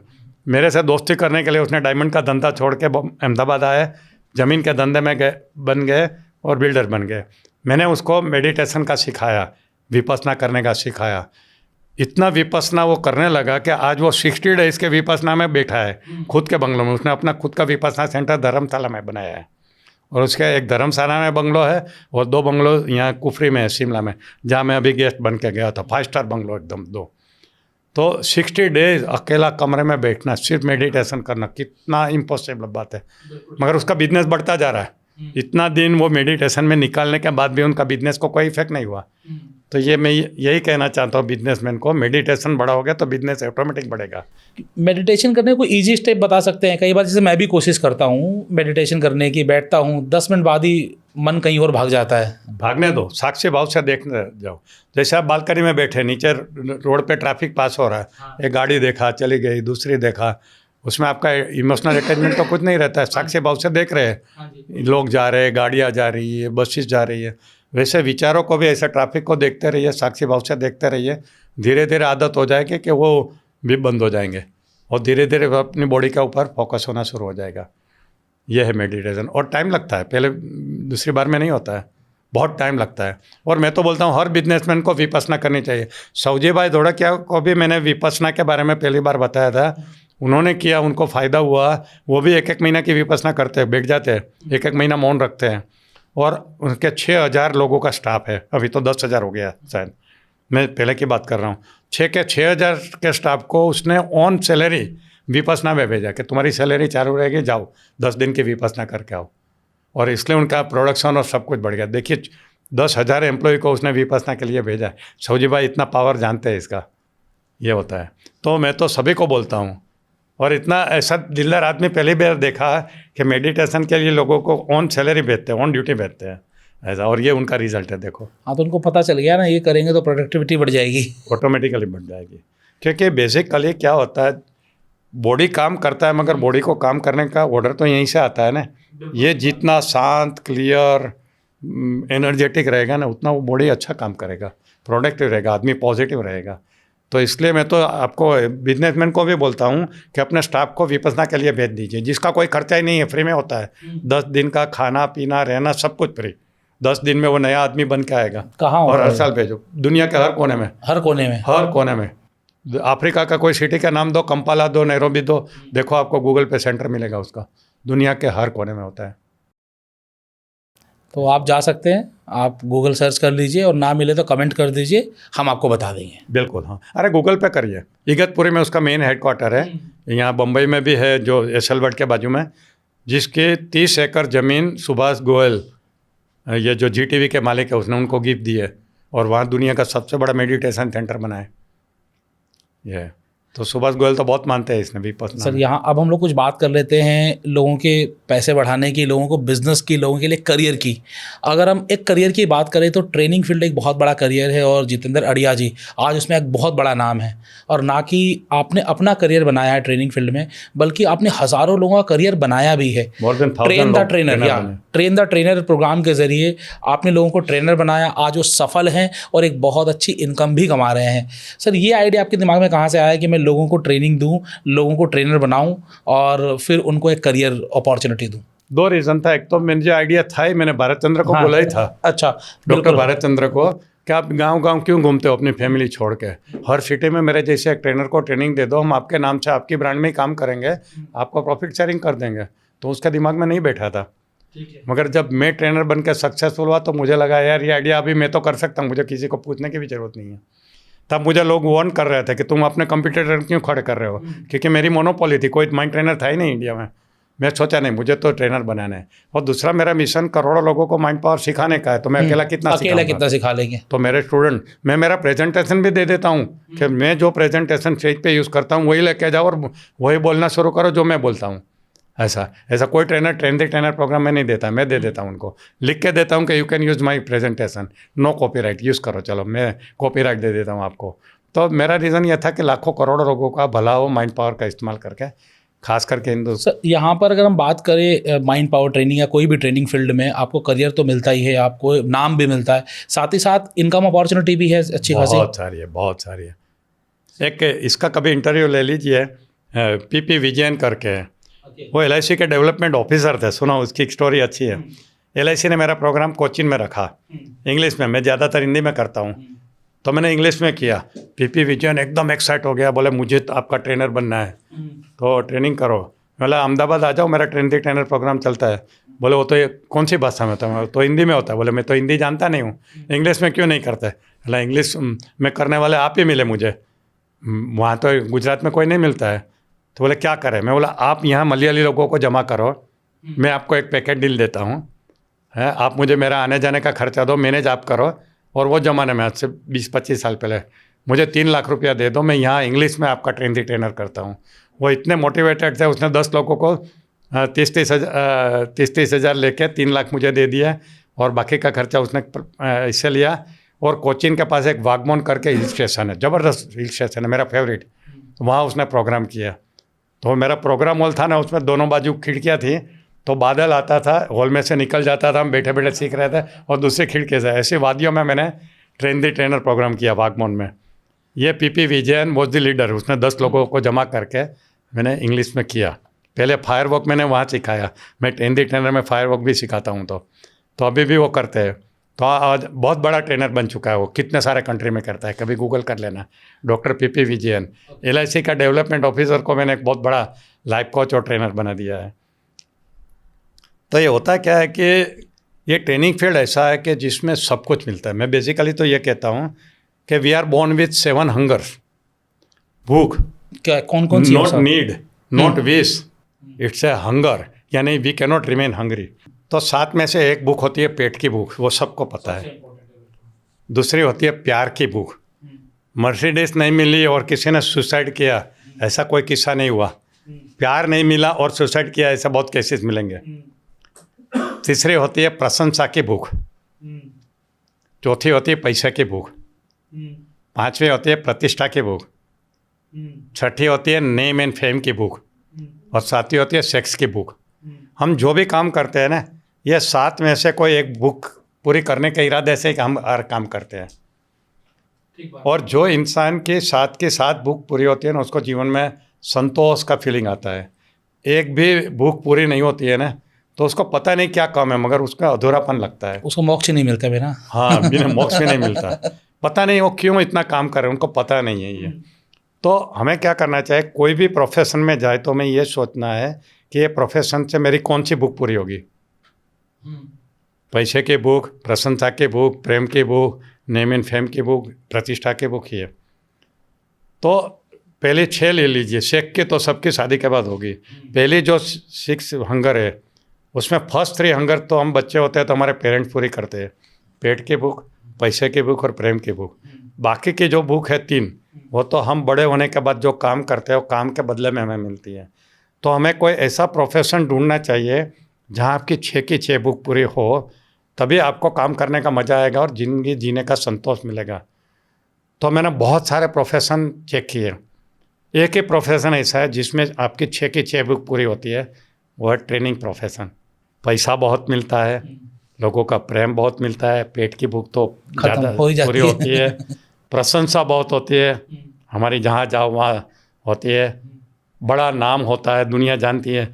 अभी हमारा कंपनी का भी ट्रेन द ट्रेनर प्रोग्राम है, उसमें जब आते हैं लोगों को पूछता हूँ कि आपने किससे मोटिवेटेड होकर ज्वाइन किया, तो आधे से ज़्यादा लोग मेरा नाम देते हैं कि आपसे मोटिवेटेड होकर किया, जबकि हम 4-5 ट्रेनर होते हैं। मैं पूछता हूँ, आप पहली बार मिलते हैं, पूछता हूँ आप में से कितने लोग मुझे पहचानते हैं, तो मुझे आधे से ज़्यादा जो ट्रेनर बनने को आते हैं मेरी वजह से आते हैं। ऐसा गुजरात के कोई भी ऑडियंस में, मैं किसी का ऑडियंस में चला जाता हूँ और पूछता हूँ कि मुझे कितने लोग पहले से जानते हैं। एक बार संतोष नायर का सूरत में प्रोग्राम था, मुझे उसमें गेस करके बुला लिया 5-10 मिनट बोलने के लिए, और मैंने जाके पहला सवाल पूछा उसके ऑडियंस को कि कितने लोग मुझे पहले से जानते हैं। 99% लोगों ने हाथ ऊपर किया संतोष नायर के प्रोग्राम। वो देख के हैरान हो गए कि इतना ऑडियंस तुम्हें जानता है। तो मैं कहीं भी अननोन गुजराती ऑडियंस में जाता हूँ ना, 50% लोग मुझे जानते होते हैं। तो 6 करोड़ गुजराती दुनिया में है, तो 50% यानी 3 करोड़ तो सिर्फ गुजराती लोग मुझे जानते हैं। नॉन गुजराती का तो मेरे पास कोई अंदाजा ही नहीं है। तो इतना बड़ा नाम मिलता है। मोदी साहब सिर्फ नाम और काम से नहीं, उनको मेरा गोल भी पता है और लोगों को बोलते हैं कि डॉक्टर अडिया का गोल है। अब देश का प्राइम मिनिस्टर आपको इतना जानता है, इससे ज़्यादा आपको क्या चाहिए। Name and fame. मेरा पहला प्रोग्राम हुआ था जो मैंने दिया था, मैंने कहा ना, जहाँ मुझे पता चला ये पोटेंशियल है, वो संस्था के चेयरमैन जया बच्चन थी।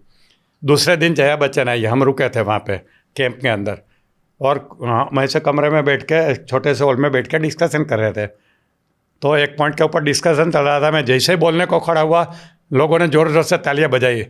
मैं कुछ बोला भी नहीं था, तो जया बच्चन उनको पूछती है ऑर्गेनाइजर के, कौन है ये, कुछ बोला नहीं और तालियां बजा रहे हैं।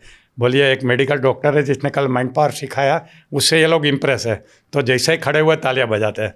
फिर जया बच्चन का मेरे साथ बात करने का एटीट्यूड चेंज हो गया, डॉक्टर साहब डॉक्टर साहब डॉक्टर साहब करते रहे। तो ये पावर होता है मान सम्मान का। मोदी साहब का स्टाफ का मैंने किया था जब सीएम थे तब। तो प्रोग्राम ख़त्म होने के मोदी साहब ये देखने को आए, रिज़ल्ट देखने को आए। फिर सबको पूछा चलो अडिया साहब से क्या सीखा, तो सबने तारीफ़ किया। फिर उसने फीडबैक के लिए खड़ा होकर बोलना शुरू किया। तो कितनी बार बोले कि अडिया साहब जितना तो ज्ञानी नहीं हूँ, जितेंद्र भाई जितना तो ज्ञानी नहीं हूँ, जितना ज्ञान है उतना मैं बात करता हूँ, इतना आप देखिए हमारे सीएम ऐसी मेरे लिए बात कर रहे हैं, तो उससे ज़्यादा क्या चाहिए, है ना। तो कहने का मतलब ये है कि इस चीज़ में हमारी 6 की 6 भूख आराम से पूरी होती है। तो बेसिकली यहाँ पर आपको जितनी भूख है, सारी भूख आपकी पूरी होती है और आपको नेक्स्ट लेवल की प्रशंसा भी मिलती है। Exactly, पैसा मिलता है, प्रेम मिलता है, रिकॉग्निशन मिलता है, सब कुछ मिलता है ऐसा। अगर मैं पूछूं सर, आप मुझे हज़ारों लोगों को आपने ट्रेनिंग फील्ड में ट्रेनिंग दी है, आज वो बड़े नाम है, अगर मैं कुछ नाम आपसे जानना चाहूँ जिन्होंने आपसे ट्रेनिंग ली हूँ। एक तो है स्नेह देसाई, जो मेरा अर्जुन मैं कहता हूँ हमेशा, जो बहुत नाम है उसका। हिमानी चावड़ा करके है, हैप्पीनेस हब चलाती है। उसके बाद दीपक धाबलिया है जो मनी का ट्रेनर है। अपना सुनील परीख और उसकी वाइफ ने ट्रेनर किया है, वो मेरी स्टूडेंट है। इतने सारे के याद भी कर रखना मुश्किल है। दूसरी बात है कि जय शाह, अमित शाह का लड़का, वो मेरा स्टूडेंट था एक ज़माने में, जो आज क्रिकेट क्लब को हिला के रख दिया है। बीसीसीआई के। हाँ, अभी इलेक्शन के टाइम पे मुझे एक स्टेज पे मिल गया था, तो मुझे पता नहीं था कि वो जब बच्चा था तब मैं पहले स्टूडेंट का पर्सनालिटी डेवलपमेंट वर्कशॉप करवाता था। भारत चंद्र का ख़त्म होने के बाद मैंने वहीं से स्टार्ट किया था। तब जय स्कूल में पढ़ता था, तब मेरे प्रोग्राम में आके सीख के गया। तो अभी मुझे एक स्टेज पे मिला, बोला डॉक्टर अडिया मैं तो आपका स्टूडेंट हूँ, कैसे, मुझे तो याद नहीं है कब किया। बोले मैं स्कूल में था तब किया था, ये होटल में मैंने आपका पर्सनालिटी डेवलपमेंट वर्कशॉप किया था, और अभी मैं जो भी हूँ उसमें आपका कंट्रीब्यूशन है। तो मतलब 2 वीडियो भाई, मेरा तो अच्छा मार्केटिंग हो जाएगा। बोलो ओडिया साहब की वजह से मैं यहाँ पहुँचा हूँ ऐसा। बोले देता हूँ, बाद में मेरा भी फॉलो अप नहीं हुआ, वो बाहर घूमते रहते हैं। अभी मैंने फिर याद किया था कि अभी जाके नेक्स्ट मंथ में गोल में रखूँ, अहमदाबाद में उसका घर और ऑफिस है। तो आपने तो बस विजुअलाइज करना है, वो खुद ही आ जाएंगे आपके पास। मगर मैं भूल जाता हूँ, तो अभी विजुअलाइज करूंगा तो अपॉर्चुनिटी क्रिएट होगी कि वो अहमदाबाद में होगा। जाके उनको मैं मेरे कैमरे से जाके फटाफट बोलूँगा, बोलो भाई मेरी तारीफ करो 1 मिनट के लिए, इतना मेरा ऑब्लिगेशन है, तो थोड़ा सा मुझे धन कमाने का मौका एक चीज़ और सर, आप इतने सारे काम करते हैं, ट्रेनिंग फील्ड में हैं, डॉक्टर भी हैं, उसके बावजूद भी आपने 125 किताबें लिख ली हैं। 125 बुक्स, जिसमें प्रेरणा का झरना 10 अलग अलग भाषाओं में प्रकाशित है, और बेस्ट सेलर की भी बेस्ट सेलर है वो बेसिकली। गुजराती में 1.5 मिलियन 15 लाख कॉपीज बिक चुकी हैं। गुजराती की कोई किताब नहीं बिकी। भगवत गीता भी गुजराती में 15 लाख नहीं बिकी है, जो प्रेरणा का झरना बिकी है। प्रेरणा का झरना बिकी है, और हमेशा बेस्ट सेलर में, क्रॉसवर्ड में कहीं भी जाओ तो बेस्ट सेलर में प्रेरणा का झरना, शिव खेड़ा की जीत आपकी के बाजू में ही हर जगह दिखेगी आपको। तो प्रेरणा की झरना बुक से अगर हम कोई 2 या 3 पॉइंट अगर लेना चाहें, कुछ ऐसे पॉइंट जो हर व्यक्ति को अपने जीवन में अपनाने चाहिए, तो वो आप क्या देंगे? वही है, सबकॉन्शियस माइंड का इस्तेमाल करना सीखो, गोल सेट करो, अल्फा में जाके सबकॉन्शियस माइंड से कनेक्ट करके विजुअलाइजेशन करना चालू करो, और सबकॉन्शियस माइंड जब आपको अपॉर्चुनिटी क्रिएट करे तो उसको पहचानो और उसके ऊपर एक्शन लो। अभी यहाँ से सवाल पूछ रहे थे सक्सेसफुल कैसे होना है। हाँ जी बिल्कुल, सेम चीज़ है। सक्सेस क्या होती है? मैं किसी को पूछूं तू क्यों काम कर रहा है, बोले सफल होने के लिए। अच्छा तुझे कब पता चलेगा तू सफल हो गया? बोले मैंने जो सोचा था मेरे जीवन में मैंने कर लिया या हो गया, तो मेरा गोल पूरा हो जाएगा तो मैं सफल मानूंगा। तो इसका मतलब ये हुआ कि कम से कम एक चीज़ की ज़रूरत है सफल होने में, डेफिनेट गोल की। बिल्कुल, हाँ जी। तो डेफिनेट एंड डिटेल गोल अगर आपके पास है और आपने सबकॉन्शियस माइंड के बारे में सीख लिया, विजन बोर्ड बना लिया या गोल चार्ट बना लिया, और सबकॉन्शियस माइंड को प्रोग्रामिंग कर दिया, और फिर वेट करना है, अपॉर्चुनिटी आएगी, उसको पहचानो और उसके ऊपर एक्शन लो, सक्सेस मिलेगी। सिंपल बात है। गोल, अपॉर्चुनिटी, प्लानिंग, एक्शन, बस। तो कॉन्शियस माइंड से काम की शुरुआत होती है, कॉन्शियस माइंड से एंड होती है। पहले सोचो, अपना गोल डिसाइड करो, गोल डिसाइड करके पेपर पे लिखो यानी डॉक्यूमेंट बनाओ, और फिर सबकॉन्शियस माइंड को ये गोल दे दो। इतना काम कॉन्शियस माइंड करता है।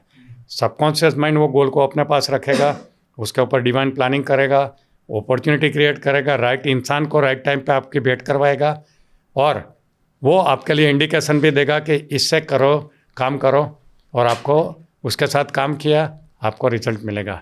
तो अपॉर्चुनिटी क्रिएट करेगा, उसको पहचानने का और एक्शन लेने का काम फिर कॉन्शियस माइंड का है। बीच में सबकॉन्शियस माइंड का रोल होता है। पूरी सक्सेस प्रोसेस ऐसे होती है।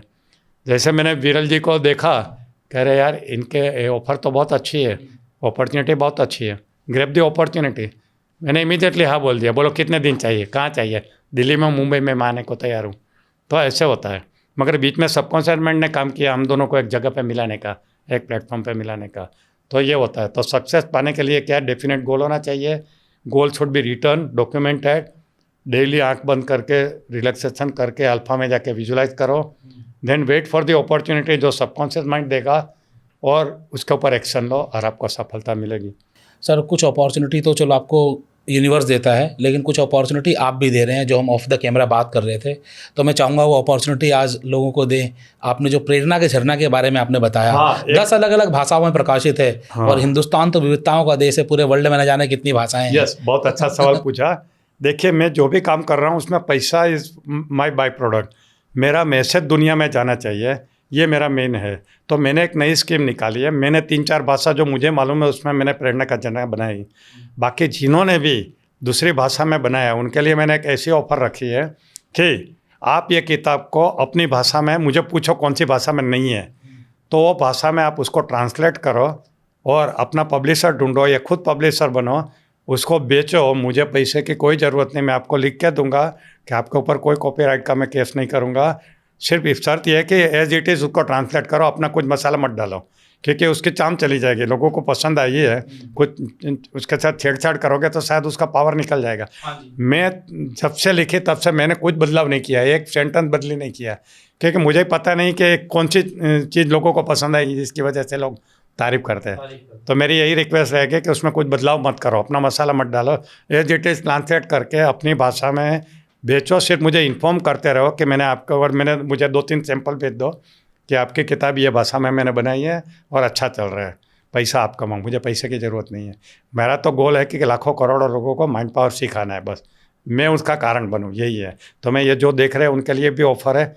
कौन सी भाषा में है मैं बता दूँ, मेरी बंगाली में है, आसामीज़ में है, कन्नड़ में है, हिंदी में है, गुजराती में है, मराठी में है, पंजाबी में है, इंग्लिश ब्रेल में है, इंग्लिश में तो है, ब्रेल में है, और किसी ने उर्दू में भी छापी है, मगर मेरे पास वो कॉपी नहीं आई है। तो नियरली 10 लैंग्वेजेस में है। मलयालम में बाकी है, तमिल में बाकी है, और कौन सी है, उड़िया में बाकी है। उड़िया में कभी कोई ट्राई कर रहा है करने की। और इंग्लिश यानी आउट ऑफ कंट्री में, फ्रेंच में, स्पेनिश में, जर्मन लैंग्वेज में, किसी में भी करो, पैसा आपका सिर्फ नाम मेरा रहेगा। मैं आपको ऑफर करता हूँ बिजनेस की ऐसी। क्या बात है सर। विथ मेरी परमिशन करो, मेरे कंट्रोल की, कि कोई बट नाम खराब नहीं हो, कोई ऐसा गलत एग्जांपल डाल दिया और मेरा नाम है उसमें, ऑथर बाय डॉक्टर आडिया, तो मेरी बदनामी होती है। तो it has to be like that. इसके अलावा सर आप एक ऑर्गेनाइजेशन चला रहे हैं गुनी गुरु, जहाँ पर कि आप लोगों को गुनी बना रहे हैं। गुनी गुरु बना रहे, गुनी यानी गुणवान। अच्छा, गुणवान यानी गुणवान होता है, जिसके बहुत गुण होते हैं, गुनी गुरु नाम है। एक्चुअली ये हमारा एक इंक्यूबेशन सेंटर है, एक यूनिवर्सिटी का, जिसका हम बच्चा है, ये हमारा स्टार्टअप है। और वो यूनिवर्सिटी का नाम है गणपत यूनिवर्सिटी। तो गणपत का जी लिया, यूनिवर्सिटी का UNI लिया, तो गुनी वर्ड ऐसा है। वैसे गुनी का मीनिंग होता है क्वालिटी, हाँ, गुनी गुरु गुणवान होता है ना, ऐसा। तो ये आइडिया कैसा है, मैं सोचा कि मुझे करोड़ों लोगों तक पहुंचना है, तो ये इलेक्ट्रॉनिक माध्यम काम आएगा। मैं कितने दिन घूमता रहूँगा, है ना, कुछ तो लिमिटेशंस है। तो मैं सोचा कि ऐसे कोई ऑनलाइन प्लेटफॉर्म ही बना देते हैं, जहां हमारा रिकॉर्डेड प्रोग्राम कंटिन्यूसली बिकता रहे पूरी दुनिया में, और सिर्फ गुजराती में, इंग्लिश में, हिंदी में नहीं, मल्टीपल लैंग्वेज में। तो आज हिंदुस्तान के नियरली हर लैंग्वेज में हमारे ट्रेनर प्रोग्राम रखे हैं उसमें। और मेरा प्रेरणा का झरना एक आदमी ने पंजाबी में बना के रखा है, मराठी में भी रखा है। तो उसमें भी मैं पावर देता हूँ कि आप रिकॉर्ड करके हमारे प्लेटफॉर्म पे बेचिए, रॉयल्टी आपको मिलेगी। तो कहने का मतलब ये है कि मैं इन्हें इसलिए बनाया कि जो लोग हमारे तक नहीं पहुँच सकते, आजकल ये इंटरनेट के माध्यम से अपने घर में अपने समय पे जाके देख सकते हैं, है ना। क्योंकि मैं 2 दिन का प्रोग्राम डिक्लेयर करूँ दिल्ली में, तो कुछ लोगों को छुट्टी का प्रॉब्लम है, कुछ लोगों को होटल का खाने का प्रॉब्लम है, कुछ लोगों के पास इतनी फीस नहीं है, कुछ लोगों को क्या है, कोई अफ्रीका के विलेज में बैठे जिनको माइंड पावर सीखना है, तो कैसे सीखेगा। तो मैंने तो मेरे सब प्रोग्राम गुनी गुरु को ऊपर डाल दिया है। सर आपके तो डल ही गए, उसके अलावा आप ट्रेन द ट्रेनर में लोगों को ट्रेनर बनाते हैं और उनको अपॉर्चुनिटी दे रहे हैं कि आ जाओ गुनी गुरु पे आ जाओ, और हम उसको गाइड भी करते हैं प्रोग्राम कैसे बनाना है। हमारे स्टूडियो फ्री ऑफ चार्ज हम उसको देते हैं यूज़ करने के लिए। ऐसा ही स्टूडियो हमारा भी है गुनी गुरु। अच्छा, स्टूडियो में अगर कोई ट्रेनर है तो उसको चार्ज करने के लिए कोई आप चार्ज नहीं करते? वो अगर सिर्फ गुनी गुरु के प्लेटफॉर्म पे बेचने का साइन करता है कि मैं और कहीं नहीं बेचूंगा, तो हम उसका खर्चा भी नहीं लेते हैं। अगर उनको दूसरी जगह भी बेचना है, दूसरे तो फिर आपको चार्ज, तो फिर हम स्टूडियो का किराया लेते हैं, बस इतना ही है। बस इतना तो दोनों जगह बेच सकता है। उसमें एक शर्त होती है कि दूसरी जगह सस्ता नहीं बेचना है, नहीं तो क्या करेगा, 10,000 का यहाँ रखेगा और बाहर आप अपने खुद के प्लेटफॉर्म पे 1,000 का रखेगा, बोलेगा देखो 10,000 का माल मैं यहाँ देगा, जाओ गुनी गुरु पे जाके देखो इसका भाव। तो ऐसे चालाकी नहीं, सेम भाव पे हर प्लेटफॉर्म पे होना चाहिए, एक हमारी ये रिक्वेस्ट होती है। सो गुनी गुरु में आप लोगों को, ट्रेनर्स को इनकम अपॉर्चुनिटी भी दे रहे हैं? इनकम है, आप ट्रेनर भी बनो और एक मार्केट भी देते हैं, और इसमें हम शेयरिंग होता है। It is like a Soni Bazaar. हम आपको दुकान देते हैं सोने की, शोरूम डालो, हमें किराया नहीं चाहिए, जो सोना बेचोगे उसमें से हमें परसेंटेज दे दो, यानी no investment, no hosting charge, no maintenance charge, कुछ नहीं, सब हमारी तरफ से ऐसा होता है। और बहुत लिबरल है। उडेमी का आइडिया ही हमने फॉलो किया है, मगर उडेमी से ज़्यादा परसेंटेज हम ट्रेनर को देते हैं। मेरे जितने भी प्रोग्राम गुनी गुरु पे रखे हैं, सभी का 5 स्टार रेटिंग है, देख लो, सभी का पब्लिक ने दिया हुआ रिव्यू। हाँ, मैं बिजनेसमैन को कहता हूँ कि मान लीजिए आप बिजनेसमैन हैं, बिजनेस करते हैं, मगर आपका एंगर का प्रॉब्लम है, आपकी हेल्थ अच्छी नहीं है, आप हमेशा बीमार रहते हैं, आपको रिलेशनशिप बनाना नहीं आता है, घर में झगड़ा चल रहा है, आप नेगेटिव थिंक कर रहे हैं, आप डिप्रेशन से जूझ रहे हैं, आप ओवर थिंकिंग कर रहे हैं, आपको हेल्थ के इश्यूज़ है, ब्लड प्रेशर है, शुगर है, तो बिजनेस को कहाँ तक लेके जाओगे बताओ, क्योंकि आप खुद के प्रॉब्लम में फंसे हुए हैं। तो खुद का डेवलपमेंट पहले करो, अपनी हेल्थ अच्छी बनाओ, अपनी रिलेशनशिप अच्छी बनाओ, पॉजिटिव थिंकर बनो, नई नई चीज़ें सीखो, तो आप बिजनेस को ऑटोमेटिकली ग्रो करोगे। तो पहले खुद का विकास करो तो ऑटोमेटिकली बिजनेस का विकास हो जाएगा। मगर सिर्फ बिजनेस के विकास का सोचोगे और कभी हार्ट अटैक आ गया, कुछ हो गया। आपको मालूम है राकेश झुनझुनवाला की कहानी, 45,000 करोड़ रुपया छोड़ के चले गए, कितनी कम उम्र में। क्या गलती थी उन्होंने हेल्थ को संभाल के नहीं रखा। इसलिए स्टीव जॉब ने एग्री किया कि मैं ज़िंदगी में एक बड़ी गलती किया, मैंने हेल्थ को संभाला नहीं। उसने एप्पल कंपनी को नंबर 1 लेके जाने में उसने मेहनत किया, एप्पल कंपनी नंबर 1 बन गई। खुद की हेल्थ उसने गंवा दी, 54 ईयर्स में उनका डेथ हुआ। तो अपने आप को संभालो, अपने आप को डेवलप करो, बिजनेस डेवलप हो जाएगा। ये मेरी एडवाइस है सबको। तो दोस्तों यहाँ पर आज हमारे साथ है जितेंद्र अड़िया जी, लाइफ कोच, माइंडसेट ट्रेनर, और इन्होंने 125 से अधिक किताबें लिखी और आज उन किताबों का मर्म इस पॉडकास्ट के जरिए आपको दिया। किस तरीके से अगर आप एक व्यापारी हैं तो अपने बिजनेस को सफल बना सकते हैं, क्या क्या आपको करना चाहिए अपने बिजनेस में। सबसे पहली चीज़ क्या है, अपनी हेल्थ पर काम करना है, अपने माइंडसेट पर काम करना है, अपने सबकॉन्शियस माइंड पर काम करना है।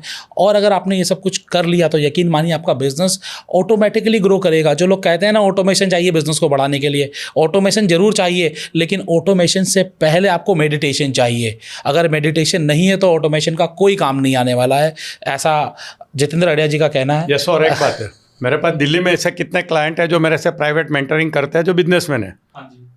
एक तो नोएडा में ही है I think, RG builder, Rajesh Goyal करके। वो मेरे को हर महीने एक बार बुलाते हैं, यहाँ पे मेरे क्राउन प्लाजा में रूम बुक करते हैं। वो अकेले मेरे सामने बैठते हैं मेंटरिंग के लिए। एक दिन का मुझे चार्ज जो मैं लेता हूँ देते हैं, और मैं महीने 2 महीने में वो जब बुलाते हैं आता हूँ। हमारी 1-to-1 फुल डे ट्रेनिंग होती है, मेंटरिंग होता है।